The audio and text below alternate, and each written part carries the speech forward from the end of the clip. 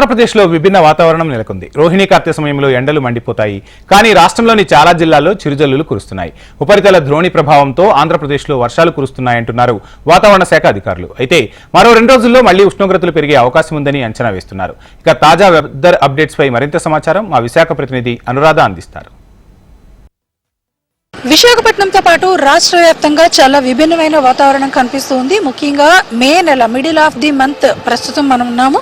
ఈ టైంకి రోహిణీ కార్తులు వస్తాయంటారు. అంటే రోహిణీ కార్తులు అంటే ఆ ఎండకి రోళ్లు బద్దలవుతాయని చెప్తూ ఉంటారు. కానీ ప్రస్తుతం ఒక 4 రోజుల నుంచి గనక ఏపీ మొత్తంగా మనం వాతావరణాన్ని పరిశీలిస్తే గనక ఖచ్చితంగా ఏపీ మొత్తంలో కూడా అన్ని చోట్ల తేలిక నుంచి భారీ వర్షాలు కురుస్తూ ఉన్నాయి. ఇదంతా వాతావరణ శాఖ మాత్రం ఉపరితల ద్రోణి కారణంగా ఈ వర్షాలు కురుస్తున్నాయని చెప్తున్నప్పటికీ కూడా మనం సముద్ర తీర ప్రాంతానికి వచ్చి చూస్తే మాత్రం చాలా కొత్త తరమైన వాతావరణం అనేది మనకి కనిపిస్తూ ఉంది. ఇక్కడ మనం విజువల్స్ లో చూడొచ్చు. సముద్ర తీర ప్రాంతం అంతా చాలా క్లియర్ కట్ వెదర్ మనకి కనిపిస్తుంది. అంటే డ్రై వెదర్ ఉన్నట్టుగా దీన్ని మనం చెప్పొచ్చు. ఎందుకనంటే తీర ప్రాంతం మీద ఏమాత్రం మాయిశ్చర్ ఉన్నప్పటికీ కూడా మాయిశ్చర్ ఉంటే గనక ఖచ్చితంగా ఒక పొగలాంటి వెదర్ అంటే ఒక మంచులాగా ఒక తెరలాగా కప్పుకొని ఉంటుంది. ఈ రకమైన కలర్లో కానీ లేకపోతే ఈ రకమైన పొడి వెదర్ కానీ కనిపించదు.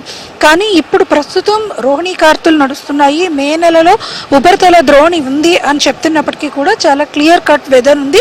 ఈ ఉపరితల ద్రోణి కారణంగానే మొత్తం ఏపీ మొత్తం కూడా 4-5 రోజుల పాటు విస్తారంగా వర్షాలు కురిసాయి. అయితే ఈ రోజు నుంచి మళ్ళీ టెంపరేచర్స్ హైక్ అయ్యే అవకాశం ఉందని వాతావరణ శాఖ అంచనా వేస్తుంది. ఎందుకనంటే ద్రోణి ప్రభావం తగ్గిపోవడంతో పాటు పొడి వాతావరణం కూడా మళ్ళీ పెరుగుతూ ఉంది.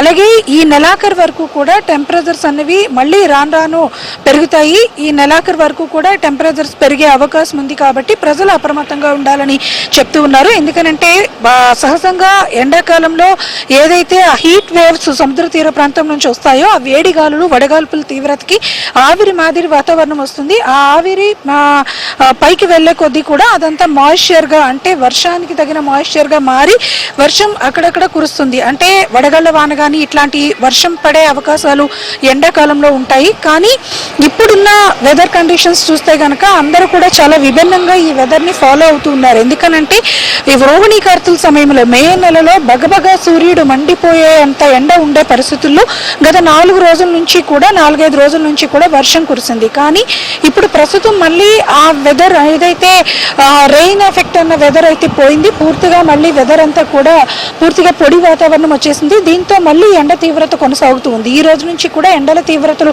పెరుగుతాయి. ఎండ తీవ్రత పెరగడంతో పాటు వేడి గాలులు సముద్ర తీర ప్రాంతం నుంచి వస్తాయి. కాబట్టి కోస్టల్ ఏరియాస్ లో టెంపరేచర్స్ బాగా పెరిగే అవకాశం ఉంటుంది. ఏది ఏమైనా ఒక డిఫికల్ట్ వెదర్ ని మనం మే నెలలో చూస్తున్నాము. అయితే ఇప్పుడు మళ్ళీ టెంపరేచర్స్ ఇంక్రీజ్ అయ్యే అవకాశం ఉంది. కాబట్టి ప్రజలు అప్రమత్తంగా ఉండాలి. బయటకు వచ్చేటప్పుడు తగిన జాగ్రత్తలు తీసుకోవాలని మాత్రం వాతావరణ శాఖ సూచిస్తుంది. ఇది latest update. Video journalist Anil తో అనురాధ, HM TV.